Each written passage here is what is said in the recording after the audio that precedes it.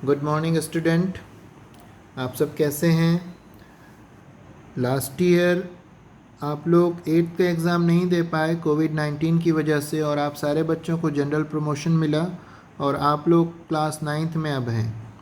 जब class 9th में बच्चा आ जाता है तो बेसिकली वो हाई स्कूल का स्टूडेंट कहलाने लगता है, और जब हम हाई स्कूल की बात करने लगते हैं तब अब आप सब बड़े बच्चे हैं, सीनियर बच्चे हैं। ऐसी पोजीशन पे आप आ चुके हैं जहाँ से अब आपको अपने बेसिक्स को पूरी तरह से क्लियर करना है, क्योंकि 9th-10th आपको बेसिक्स मजबूत करता है, 11th-12th आपके बेसिक्स के साथ सारे फंडामेंटल्स क्लियर करता है और बड़े कोर्स की तरफ आप मूव कर जाते हैं। ये 4 सालों की पढ़ाई 9th, 10th, 11th, 12th, ये 4 सालों की पढ़ाई बहुत महत्वपूर्ण होती है, बहुत इम्पॉर्टेंट होती है, क्योंकि यहाँ पे जो आपका बेस तैयार होता है, जो आपका बेस प्रिपेयर होता है, वो हर साल आपको उतना ही मजबूत बनाता जाता है, आपको उतना ही आगे बढ़ने के लिए प्रेरित करता जाता है। क्योंकि जहाँ आपने 12th कंप्लीट किया उसके बाद फिर आप ग्रेजुएशन करते हो, आप नीट की तैयारी करते हो, आप इंजीनियरिंग की तैयारी करते हो, कई ब्रांचेस आपके लिए खुल जाती हैं, जिधर आपका मन करता है आप उधर जाते हो, लेकिन उन सब का बेस जो होता है वो 9, 10th, 11th, 12th 4 साल ही होते हैं। हर साल बच्चे कोशिश करते हैं बेहतर से बेहतर करने का, और तमाम बच्चे अच्छे तरीके से अपने एग्ज़ाम को देते भी हैं, क्लियर भी करते हैं और अच्छे नंबर लेके पास भी होते हैं। इस ईयर भी तमाम बच्चे आपके हाई स्कूल के थे। अंकित गुप्ता को आप सारे बच्चे जान रहे हैं, 93% मार्क्स के साथ वो पास हुए। ममता जायसवाल 92% मार्क के साथ पास किया उन्होंने। हर साल तमाम बच्चे ऐसे आए जो कि बहुत अच्छे मार्क्स 92%, 93%, 93.5% तक मार्क्स लेके गए। हर साल हम लोग ये सोचते हैं कि बच्चे और आगे थोड़ा सा चले जाएं, लेकिन हर साल बच्चे 93.5, 94 यहाँ पे जाके रुक जाते हैं। अब की मैं आपको ये बात इसलिए बता रहा हूँ, एग्जांपल आपको इसलिए दे रहा हूँ क्योंकि अब आपकी तैयारी है 9th और 10th प्रिपेयर करें और हाई स्कूल में बहुत अच्छे मार्क्स लें। उसके लिए आपकी आज से प्रिपरेशन अब शुरू होनी है। चूँकि कोविड-19 है, क्लासेस डिस्टर्ब हैं, तो कुछ आप लोगों के लिए वीडियोस हम प्रिपेयर करके भेजेंगे डेली। आपको होमवर्क कंप्लीट करना है। पुरानी बात पे आते हैं। अंकित गुप्ता के 93% मार्क आए, 554 मार्क्स आए,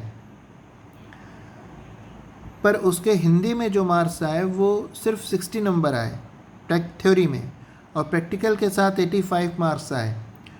तो जब 85 मार्क्स उसके आ गए तो ओवरऑल जब 93 मार्क्स हैं, इसका मतलब बाकी सब सब्जेक्ट्स के लिए उसके 7 नंबर हिंदी को देना पड़ा। बाकी सब्जेक्ट्स को 7 नंबर या नहीं 8 नंबर देने पड़ गए। 8 नंबर देने पड़ गए मतलब करीब 1% से ज़्यादा नंबर उसको 1% से ज़्यादा नंबर देना पड़ गया, 1.2% देना पड़ गया।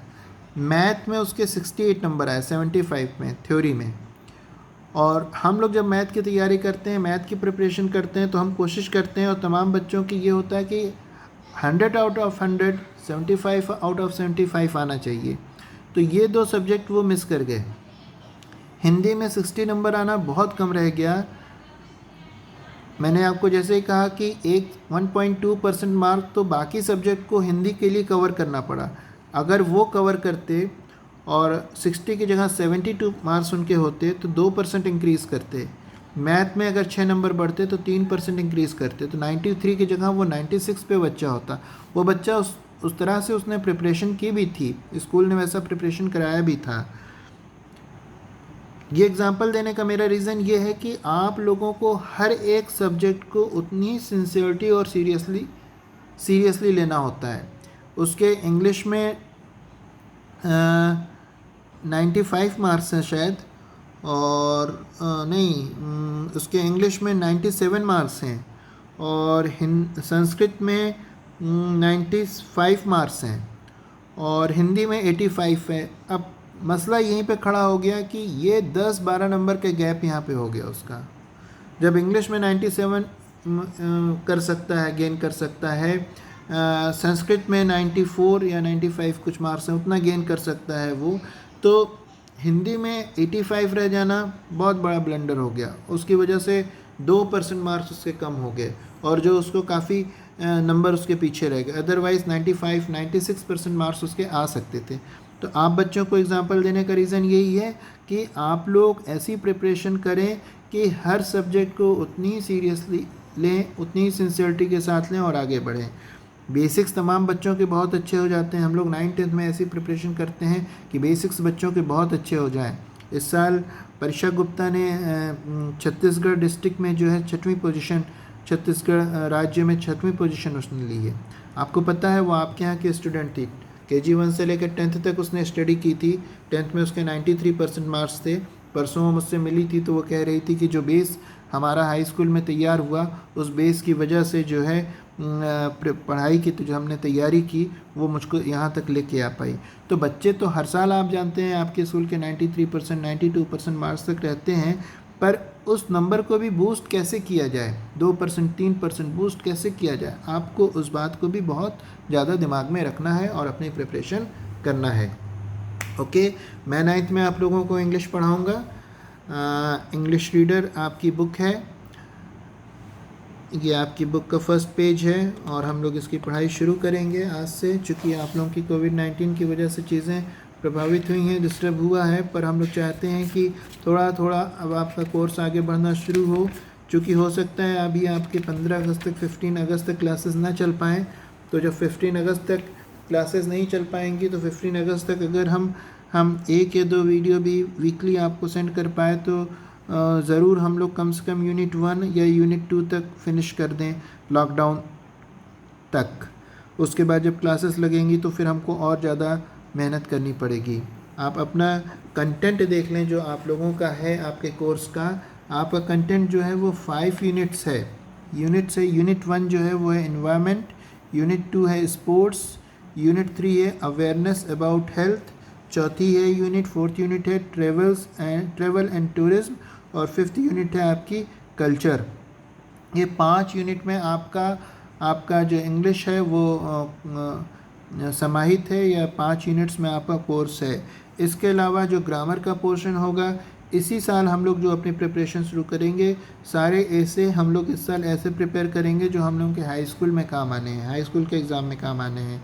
या हम लोग ट्रांसलेशन इस साल पूरा करेंगे, चूँकि हम इस वक्त 1 by 1 चूँकि हम नहीं पढ़ पा रहे हैं, तो जब ग्रामर या उस तरह की चीज़ें होंगी, कन्वर्सेशन के अलावा ग्रामर होगा, उसको हम लोग जब क्लास में आ जाएंगे तब उसको शुरू करेंगे। अभी हमारी कोशिश होगी कि हम लोग बुक्स को पढ़ लें, बुक्स को कंप्लीट कर लें, ज़्यादा से ज़्यादा एक यूनिट 2 यूनिट बुक हम पढ़ लें, बुक की रीडिंग कर लें और क्वेश्चन आंसर प्रिपेयर कर लें। जल्दी आप लोगों को ऐसे की PDF दे दी जाएगी, आप लोग कॉपी खरीद ले लें, 2 कॉपीज़ इंग्लिश की कम से कम ले लें, एक तो ऐसे के लिए, नोटिस के लिए, इन तमाम चीज़ों के लिए ले लें। चूँकि आपको PDF ऐसे वगैरह का दिया जाएगा तो आप लोग उसको फेयर करते चलेंगे। जितने बच्चे ग्रुप में ऐड हो चुके हैं वो सिंसियरली अपनी पढ़ाई शुरू करें। जो 2-4 बच्चे या 10 बच्चे ऐड नहीं हो पाए हैं, चाहे जिस रीज़न से, या उनके पास मोबाइल नहीं है या कोई भी रीज़न हो, या हो सकता है किसी का नंबर हमको ना मिल पाया हो, तो आपका कोई फ्रेंड हो जो 9th का हो पर वो ऐड ना हो पाए हो और आपके कांटेक्ट में हो फ़ोन के थ्रू, तो आप उसको बोलें और वो इस ग्रुप को ज्वाइन कर लें। तो हम लोग आगे बढ़ते हैं।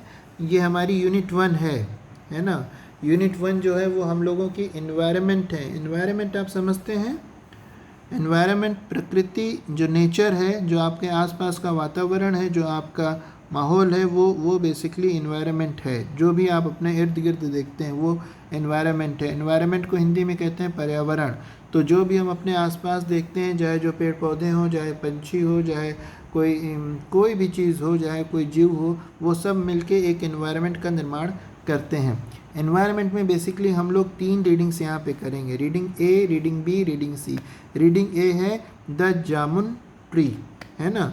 रीडिंग B है ब्यूटीफुल ब्लू प्लेनेट और रीडिंग C है सालू मर्दा तिमाका।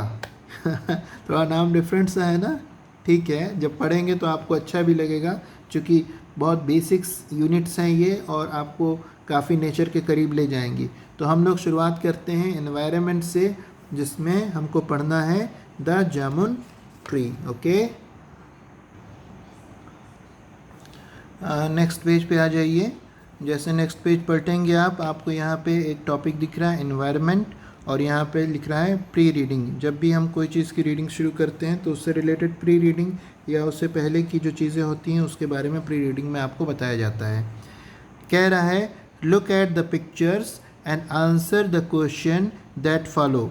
Look at the pictures, pictures को देखिए, एंड आंसर द क्वेश्चंस, और प्रश्नों का उत्तर दीजिए, दैट फॉलोज, जो नीचे दिए गए हैं। आपको यहाँ 4 पिक्चर्स दिख रही हैं। देखिए पिक्चर नंबर 1 आप देख रहे हैं, यहाँ पे कुछ ट्रीज दिख रहे हैं आपको जिनको चॉप कर दिया गया है, जिनको काट दिया गया है। सेकेंड पिक्चर आप देख रहे हैं, यहाँ पे किसी स्कूल के स्टूडेंट्स हैं और जो कई पेड़ पौधे अपने हाथ में लिए हैं, लगा रहे हैं। वो एक, इसको हम हिंदी में कहते हैं वृक्षारोपण कर रहे हैं, या प्लांटेशन, ट्री प्लांटेशन का काम ये बच्चे कर रहे हैं। तीसरे पिक्चर मैं आपको दिखा रहा हूँ, ये देखिए, ये किसी रिवर का साइट है और यहाँ पे काफ़ी गंदगी जमा है। प्लास्टिक्स हैं, पेपर्स हैं, वाटर बॉटल्स हैं, जो कि लोगों ने पी के, यूज़ करके, इस्तेमाल करके फेंक दी है, जो गंदगी के तौर पे जमा है। और ये चौथी पिक्चर आप देख रहे हैं, यहाँ पे एक, ये भी एक रिवर साइट है, पर यहाँ पे तमाम बच्चे हैं, वुमेंस हैं, मेंस हैं, जो कि पानी लेने के लिए यहाँ जमा हैं, है ना।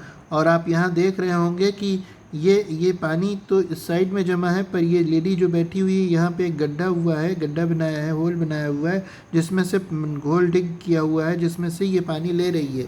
तो ये बेसिकली ये रीज़न यही है पानी यहाँ से लेने का, कि यहाँ से जो पानी होता होगा वो रिस्क के जब इस गड्ढे में जाता होगा तो ये साफ़ होता होगा। इसका मतलब ये है कि ये पानी गंदा होगा, ठीक है ना।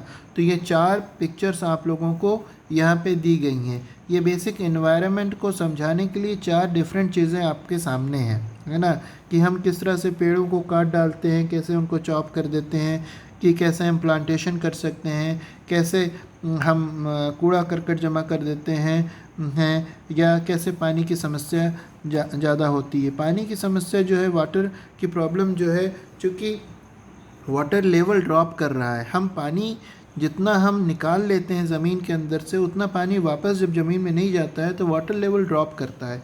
जब वाटर लेवल ड्रॉप करता है तब पानी की कमी होना शुरू होता है ना। आप लोग शायद महसूस किए हो, जो बच्चे हाई स्कूल की तरफ रहते हैं, वहाँ पे जब बोरिंग वगैरह की जाती है पानी के लिए, तो काफ़ी नीचे पानी मिलता है उनको। तो चूँकि वाटर लेवल कम है, इसलिए काफ़ी नीचे जाना पड़ता है, कभी कभी तो पानी मिलता भी नहीं है। तो ये तो फिर भी, हम तो फिर भी बहुत अच्छी जगह रहते हैं जहाँ वाटर लेवल अभी भी अच्छा है, हमको पानी मिल जाता है, आराम से मिल जाता है। लेकिन इंडिया के ही कुछ क्षेत्र हैं, कुछ एरियाज़ हैं, जैसे महाराष्ट्र का मराठवाड़ा है, या कच्छ का क्षेत्र है, जहाँ पे पानी की बहुत प्रॉब्लम है। लोगों को 2-2, 3-3 किलोमीटर जाना पड़ता है पानी लेने के लिए, ठीक है। तो ये सारी जो कंडीशंस बनती हैं, चाहे हम पेड़ों को काट डालते हो, चाहे इस तरह की गंदगी जमा कर लेते हो, चाहे इस तरह से पानी की समस्या हो, बेसिकली ये एनवायरनमेंट को प्रॉब्लम देने वाली चीज़ें हैं, और ये मैन मेड हैं, हर हाल में मैन मेड हैं। भाई लकड़ियों को ढेर सारा काटना, आदमी फर्नीचर्स बनाने के लिए, पेपर्स जो आप यूज़ करते हैं, ये जो पेपर हम यूज़ करते हैं, है ना, वेस्ट करते हैं, ये भी पेड़ों से बनते हैं। या हम गंदगी मचा देते हैं दुनिया भर की, जो कि रिसाइकिल भी नहीं होती। प्लास्टिक्स रिसाइकिल नहीं होती, वो जहाँ पड़ी रह गई वहाँ पड़ी रह गई, है ना।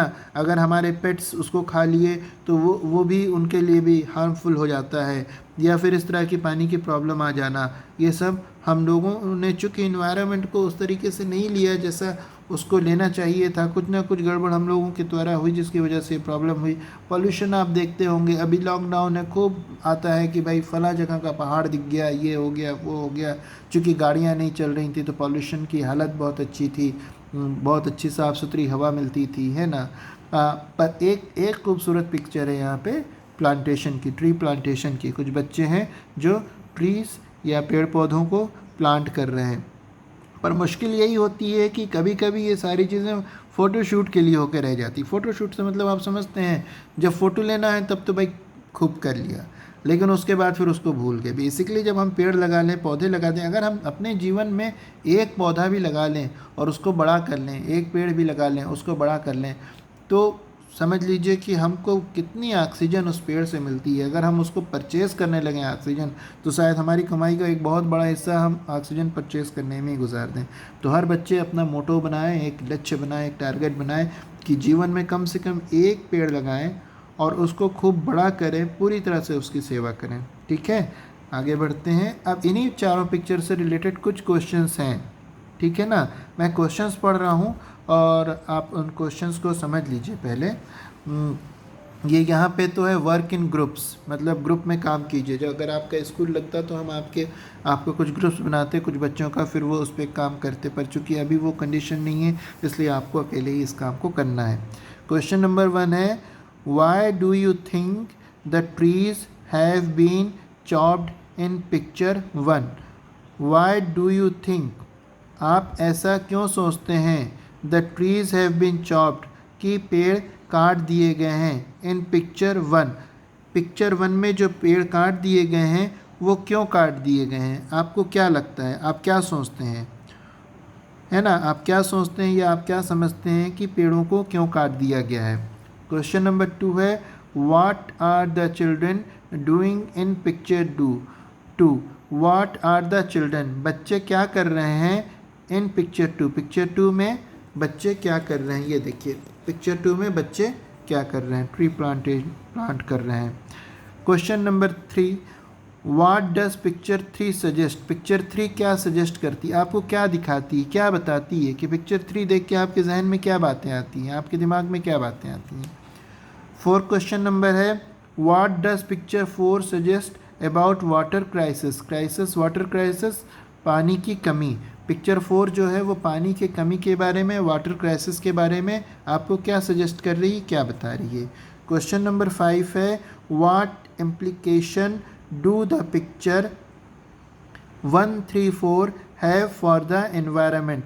What implication do the pictures, implication का मतलब यहाँ ध्यान को आकर्षित करना। पिक्चर 1, 2, 3, 4 एनवायरनमेंट के बारे में आपके ध्यान को किस ओर आकर्षित करती हैं, आप क्या समझते हैं? तो ये पांचों क्वेश्चन मैंने आपको बता दिए। मुझे लगता है कि आपको ये पांचों क्वेश्चन समझ में आए होंगे। ये पांचों क्वेश्चन जो हैं वो आपके इन 4 पिक्चर से रिलेटेड हैं। पहला क्वेश्चन ये था कि पिक्चर 1 में जो पेड़ काटे गए हैं वो आपको क्या उसके बारे में आप क्या सोचते हैं। क्वेश्चन नंबर 2 था पिक्चर नंबर 2 से रिलेटेड कि बच्चे इस पिक्चर में क्या कर रहे हैं। क्वेश्चन नंबर 3 था पिक्चर नंबर 3 से कि इस पिक्चर को देख के आपके दिमाग में क्या बात आती है। क्वेश्चन नंबर 4 था कि वाटर क्राइसिस के बारे में आपको यहाँ से क्या पता चलता है। और क्वेश्चन नंबर 5 था कि फर्स्ट, थर्ड और फोर्थ पिक्चर देख के आपका ध्यान किधर जाता है। आपका ध्यान यही जाता है ना कि ये सारी चीज़ें, कुछ चीज़ें ऐसी हैं। पिक्चर फर्स्ट से ये है कि हम एनवायरनमेंट को ख़राब कर रहे हैं, सेकंड भी बताती है कि हम एनवायरनमेंट को ख़राब कर रहे हैं, थर्ड बताती है हम एनवायरनमेंट को ख़राब कर रहे हैं, और फोर्थ सजेस्ट करती है क्योंकि एनवायरनमेंट में गड़बड़ी आ गई इसलिए वाटर क्राइसिस हुआ। चारों क्वेश्चन समझ में आए आपको? अगर समझ में आ गए तो ये आप लोगों का होमवर्क है ना। ये पांचों क्वेश्चन आपका पहला होमवर्क है। आपको अपने दिमाग से सोचना है और इसको आंसर करना है, ठीक है ना। इसको आंसर कीजिए और अपने होमवर्क की कॉपी एक बनाइए, क्वेश्चन लिखिए। देखिए क्वेश्चन लिखिएगा और उसके बाद आंसर कीजिएगा। ये नहीं कि नंबर 1 डाला और आंसर कर दिया। आदत डालिए, क्वेश्चन नंबर 1 पूरा क्वेश्चन लिखिए, उसके बाद एक लाइन की जगह छोड़िए आप, फिर उसका आंसर दीजिए, फिर 2 लाइन की जगह छोड़िए, फिर क्वेश्चन नंबर 2 लिखिए, एक लाइन छोड़िए, क्वेश्चन नंबर 2 का आंसर दीजिए। अगर आपसे एक बार में फेयर की तरीके से नहीं बन सकता तो आप एक बार रफ की तरह उसको बना लें, फिर फेयर की तरह बनाएं। इस बात से मत डरिए, चूँकि ट्रांसलेशन आपको सीखना है। यहाँ पे अभी आप नहीं सीख पाए हैं तो इस बात से बिल्कुल मत डरिएगा कि मेरा ग्रामेटिकली गलती हो जा रही है या मैं उस वर्ड को बना नहीं पा रहा हूँ। जैसा आपसे बनता है वैसा आप बनाइए, बिल्कुल बेफिक्र होकर बनाइए, लेकिन आप उसको अटेम्प्ट कीजिए। गलती होगी, जब गलती होगी तभी तो सीखेंगे, है ना। फिर हम आपको आगे, आप जब स्कूल आएंगे ट्रांसलेशन बताएंगे तो उस वक्त आपको आसान हो जाएगा इन सब आंसर्स को करना, ठीक है। आगे बढ़ते हैं हम लोग, रीडिंग 1 पे चलते हैं। द जामुन ट्री, ये देखिए जामुन ट्री की एक बहुत खूबसूरत सी पिक्चर बनाई हुई है। यहाँ पे एक बच्ची, 2 बच्ची, 3 बच्ची इन पिक्चर्स के ऊपर यहाँ पे कुछ बर्ड्स दिखा रहा है। बर्ड्स एक यहाँ पे पैरट बैठा हुआ है। ये मधुमक्खी आप जानते हैं, बीज, उनका छत्ता यहाँ पे है, मधुमक्खी का छत्ता है। खैर चैप्टर पढ़ते हैं, हम लोगों को समझ में आएगा। In the backyard of the house where Rikki, Jonak, Monpi and Tinki lived. In the backyard of the house, आपका जो घर का पिछला हिस्सा होता है उसको हम बैकयार्ड बोलते हैं, ठीक है ना। In the backyard of the house, घर के पीछे वाले हिस्से में, वेयर जहाँ, रिक्की, जोनाक, मोनपी एंड टिंकी लिव, टिंकी रहते थे। Stood a lovely jamun tree, वहाँ पे क्या था, खड़ा था। स्टूड खड़ा था, अ लवली जामुन ट्री, वहाँ पर एक जामुन का अच्छा सा पेड़ खड़ा था। इट वाज, यह था, अ टाल, एक लंबा, एंड स्टेटली ट्री, स्टेट होता है सीधा, स्टेटली ट्री का मतलब सीधा पेड़ था, मतलब बहुत ज़्यादा उसका झुकाव नहीं था, वो सीधा ऊपर की तरफ गया था। वह एक सीधा और लंबा पेड़ था। With dark green leaves, with साथ में डार्क ग्रीन लीव्स, जो उसकी पत्तियां थीं वो किस कलर की थीं, डार्क ग्रीन, गाढ़ी हरे रंग की थीं। एंड ट्विरलिंग ब्रांचेस, ट्विरलिंग मतलब घुमावदार, ब्रांचेस शाखाएं थीं, ब्रांचेस दैट क्लेव्ड ऊपर की ओर उठी हुई थीं, इनटू द स्काई, आसमान की तरफ वो ऊपर की ओर उठी हुई थीं। द जामुन ट्री, जामुन का पेड़, वाज आ सोर्स, क्या था, सोर्स मतलब साधन, एक किसी चीज़ को प्राप्त करने का साधन। The jamun tree was a source of Joy, Joy मतलब आनंद, टू द चिल्ड्रन, बच्चों के लिए। जो जामुन का पेड़ था वो बच्चों के आनंद के लिए एक सोर्स था। बच्चे कौन थे, रिक्की, जोनाक, मोनपी, टिंकी, है ना। They loved to climb it's naughty, they love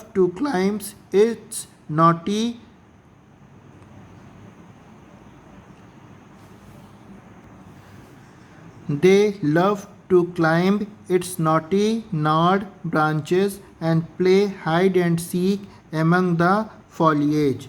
they loved, वे प्यार करते थे बच्चे, to climb चढ़ना, its knotty मतलब कठिन या गांठदार, gnarled मुड़ी हुई, ब्रांचेस शाखाओं पर, एंड प्ले और खेलते थे, hide and seek, hide and seek आप जानते हैं हिंदी में क्या बोलते हैं, छिपना और ढूंढने का खेल को।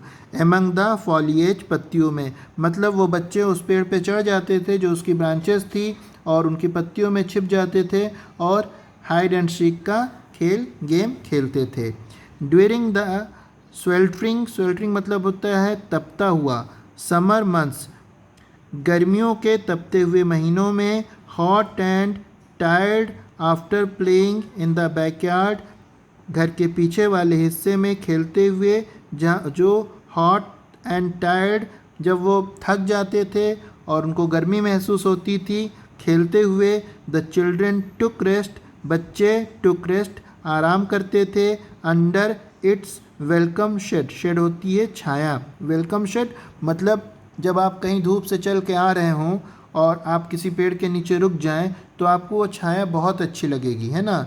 तो वेलकम का मतलब स्वागत नहीं है, वेलकम का मतलब है एक ऐसी चीज़ जिससे आपको आनंद की प्राप्ति हो। वो जो शेड है उसकी जो छाया है उससे आपको चूँकि सुकून मिल रहा है, अच्छा लग रहा है, तो ये वर्ड इस्तेमाल हो रहा है वेलकम शेड। तो जब बच्चे खेलते हुए थक जाते थे तो वो क्या करते थे, उस जामुन पेड़ के नीचे जो छाया होती थी उसमें आराम कर लिया करते थे।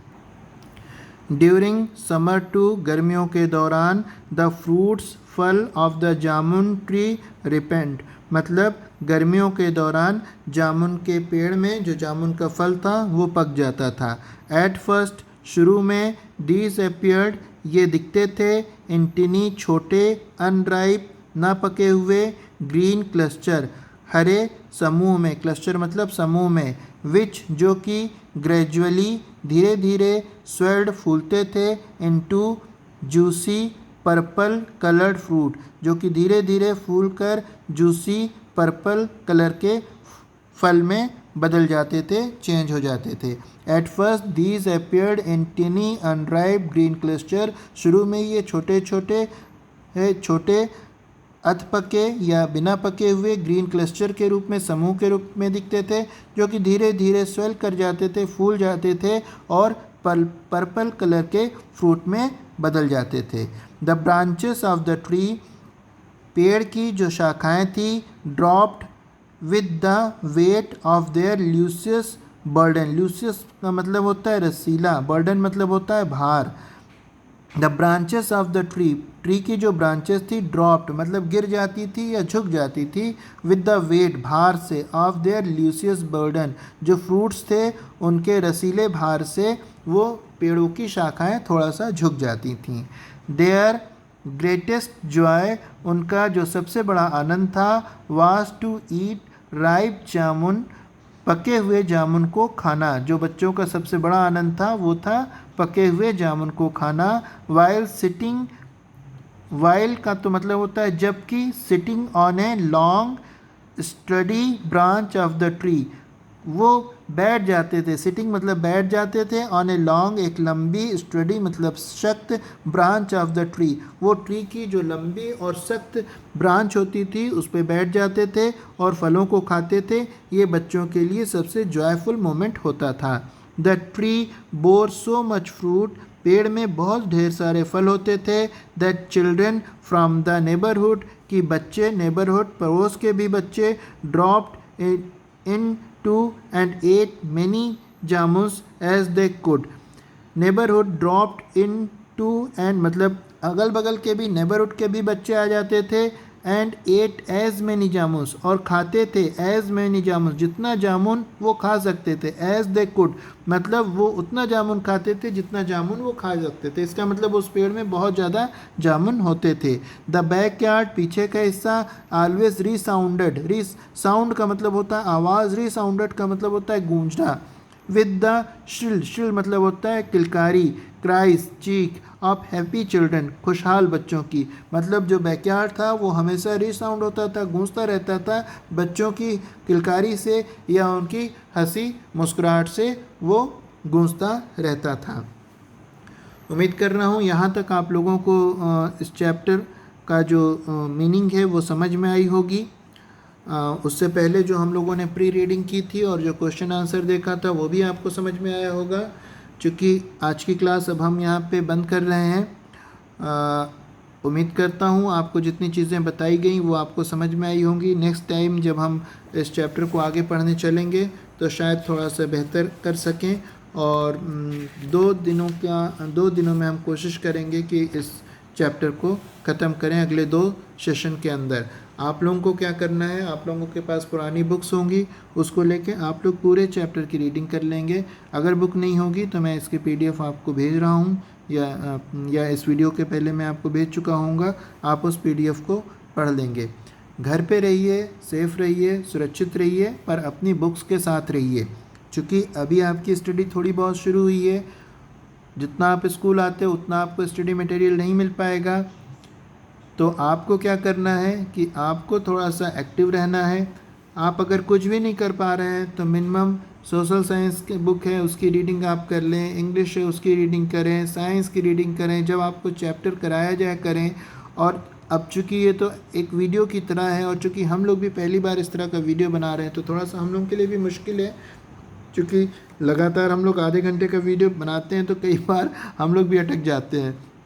कोशिश कर रहे हैं और धीरे धीरे बेटर होगा, पर हो सकता है जब तक लॉकडाउन ख़त्म हो और आप लोग स्कूल आना शुरू करें और आपका स्कूल भी रीसाउंड करें आप लोगों की किलकारी से। हम लोग तो ये चाह रहे हैं कि आप लोग आएँ और आप स्कूल को रीसाउंड करें। खैर, जब तक नहीं आ रहे हैं तब तक घर पे रहें, सेफ़ रहें, बाहर निकलिए, मास्क का इस्तेमाल ज़रूर कीजिए। सब कह रहे हैं थोड़ा दूर रहिए, थोड़ा दूर रहिए। जब बाहर निकलते हैं तो कहीं किसी की दूरी नहीं दिखती, पर आप केयरफुल रहें, आपको केयरफुल रहना है। Okay, thank you, good bye.